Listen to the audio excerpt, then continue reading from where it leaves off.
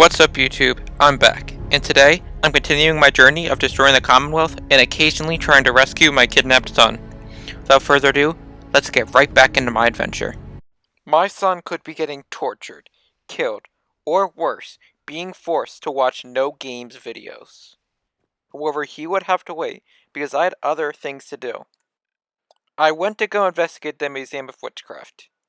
It was pretty far away, however I was determined to make my way there. Or I was for about 10 seconds, so I just decided to cheat myself there. After a short loading screen, I get there, and I know that this place is bussin' almost immediately, because the first thing I find is a dead body. I devour her corpse and make my way into the building. There's nothing crazy inside, except some mannequins, and a giant radioactive lizard that proceeds to rip my intestines out. I go back for round 2, this time armed with a miniature nuke launcher. Turns out, shooting one of these inside isn't a top 3 Fallout 4 play of the week. With the power of modern technology, I eventually kill the beast and exit the museum. I then stumble on a group of elites from Halo. I do the world a favor and remove them from it using a harpoon gun and a bright pink lightsaber. This guy thanks me for my efforts and gives me his best fighter as a reward. I then try to talk to this reporter for an interview. However, that doesn't really work out, and I finally decide to head into the Institute to find Sean. I find him, and for a reason I don't even know, I try to shoot him through the glass. He then decides to be all dramatic about it. Father, help me! He's trying to take me! Father, help me! This old man talks to me, and it turns out that this old man is actually my son. He starts explaining the whole situation to me, and I just keep on denying it over and over again, just to get on his nerves. After an eternity of talking, he sends me off to talk to the other leaders of the Institute. My first stop is Dr. Lee, and after 3 speech checks, I convince her to leave the Institute and join the Brotherhood of Steel. I talk to these 2 nerds, and also find some actually intelligent life. After meeting with the final leader, I talk to my son, who gave me my next mission. A rogue synth had formed a raider gang, and he wanted me to put an end to his shenanigans. We set off there, and along the way, we attacked a group of scavengers. Kate, aka my companion, got in some trouble, so I didn't help her in order to make sure that she understood just how little I valued her life. I reached my destination, and I found a courser waiting for me. I told him that I didn't need his help, however he really wanted to come along, so I let him, so he wouldn't tell my son on me and get my DS privileges taken away. We fought through the raiders and eventually made our way to this room, where the courser gave me a way to end the situation without violence, which I of course had no intentions of using. Once we found the synth, I immediately tried to kill it. I was unfortunately unable to, since X668 decided that I couldn't have nice things. I then went back to the Institute and found out my next assignment. Some more loose synths were hiding out at a place called Bunker Hill, and it was my task to bring them back. Father said specifically not to tell the Brotherhood of Steel, so I immediately went and told the Brotherhood of Steel. I met up with the Institute's contact and started my approach to Bunker Hill. In my last video, I wiped out the Railroad's headquarters. I thought I wouldn't be able to kill them anymore, however, I was wrong. There were some other agents here who were more than willing to satisfy my lust for unnecessary bloodshed. I found the synths and decided that they were unworthy of existing, so I took that privilege from them. The courser was not happy about that, and he lost the privilege as well. Unsurprisingly, Father wasn't happy about me neutralizing the synths, or me telling the Brotherhood of Steel about the secret operation. However, he did still invite me to the annual Institute book club meeting, so all was okay. They would have to wait, because I had more important things to do. I went and talked to Proctor Ingram, who showed me this not-so-secret room. They were trying to assemble a massive nuke-launching robot. However, they couldn't find the power button since they were incompetent. So, they wanted me to get the scientists I recruited from the Institute to help them. I talked to Dr. Lee, and using my people skills, I convinced her to work on Liberty Prime. If you don't work on Prime, I'll have you shot. Fine. You want your robot fixed? I'll fix it. Just stay the hell out of my way. I reported back to Proctor Ingram, who told me my next mission. Dan's had decided to eat all the high-powered magnets, and it was up to me to get new ones. So, I went off to try to find some. My search led me to Medford Memorial Hospital. After killing a bunch of Shrek wannabes and breaking 4 lockpicks, I acquired the magnets. I went back to the Boston airport and I built the actuators. I then talked to Ingram again, and she gave me the location of a warehouse full of nuclear bombs. As tempting as it was for me to go get those, I once again had more important things to do.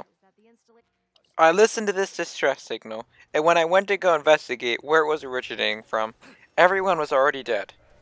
I have no clue who was responsible for this, but it definitely wasn't me. This robot somehow survived and was upset at the loss of the people who sent out the distress signal. She wanted revenge, and I of course encouraged her lust for it. We made our way to this robot factory.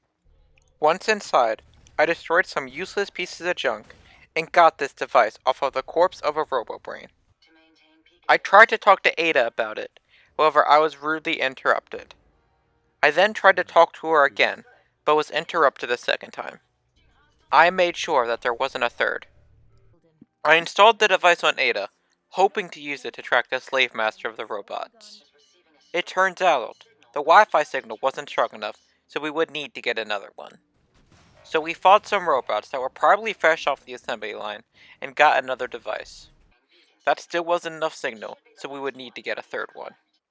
The third device was in the possession of a gang that goes by the name of Rust Devils.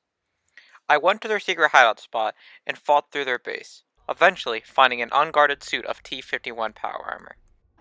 I then found a talking brain, who would only give me the device if I freed it and helped it escape. I agreed to the conditions, and I put the brain into my back pocket. It turns out, the Rust Devils weren't too happy about me doing this. They sent a massive robot after me. Like all the other robots I killed, this one sucked and I took it out with ease. We made our way outside the base, and I talked to Ada. She made the mistake of thinking that I cared about her feelings, so I made sure that she knew how wrong she was. I don't really have time for this right now. Yes. You're right, of course. I'm sorry. I won't bring it up again. After making Ada feel like the absolutely worthless piece of metal that she is, I built Jezebel the ugliest body that I could, and got the schematics for the special key to the Mechanist base. I installed the magic key onto Ada, and set off to the Mechanist base, which was just a short walk away. Once inside, Ada flashed a blue light on this control panel that opened a door, or 50.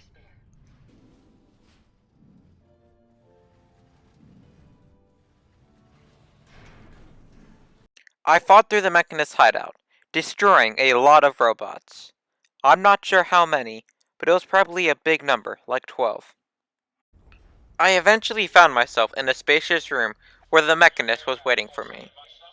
She wasn't too happy about me committing home invasion, and she decided to take the law into her own hands and send a bunch of robots after me. I proceeded to take them out without breaking a sweat.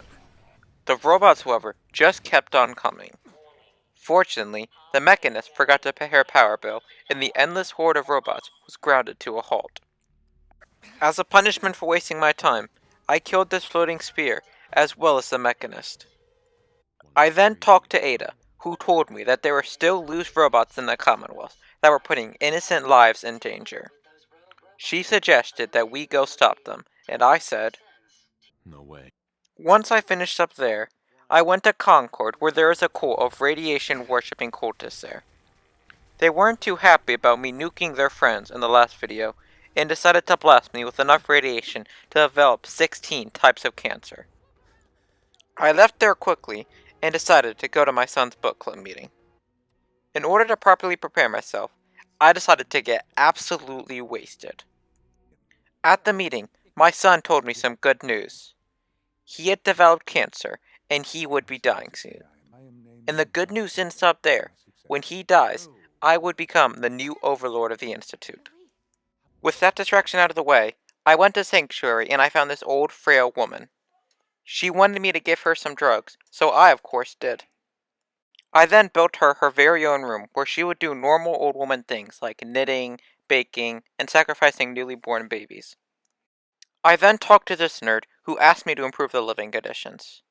He wanted me to build the settlers' beds, however I didn't really believe that they deserved them. I was feeling generous though, and decided to give them sleeping bags that had very little protection from the elements. Next up was water, since drinking out of the toilet wasn't good enough. Sturgis then wanted me to give them food.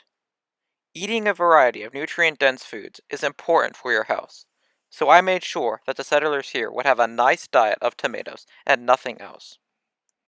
The final thing to build was a bunch of turrets that would shoot missiles. These would require power though. I could have built a high-powered nuclear reactor, however I decided not to, instead opting to build a bunch of windmills. That's going to be the end of this video. If you liked it, leave a like to show your support, and make sure you leave a dislike if you didn't like it. And if you enjoy my content, you should subscribe. I like to upload funny gaming videos at least once a week.